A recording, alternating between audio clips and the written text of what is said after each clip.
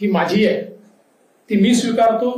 मी स्वतः याच्यामध्ये कमी पडलेलो आहे आणि ती कमतरता भरून काढण्याचा प्रयत्न पूर्णपणे करणार आहे. त्यामुळे हा जो काही भारतीय जनता पक्षाला या ठिकाणी सेटबॅक महाराष्ट्रामध्ये सहन करावा लागला, याची सगळी जबाबदारी ही देवेंद्र फडणवीस मी या ठिकाणी स्वीकारतोय. आणि मी पक्षाला एक विनंती अजून करणार आहे. अर्थात भारतीय जनता पक्षामध्ये पक्ष सगळे निर्णय करतो की आता मला विधानसभेकरता पूर्ण वेळ त्या ठिकाणी उतरायचा आहे.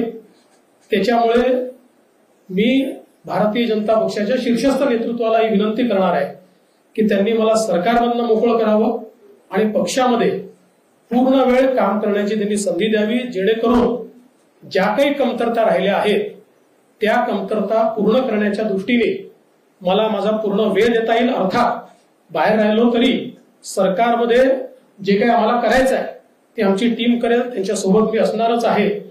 या संदर्भात लवकरच पक्षाच्या वरिष्ठांना मी भेटणार आहे आणि मग त्यांच्या सल्ल्याने ते जे सांगतील त्यानुसार पुढची कारवाई मी करेन.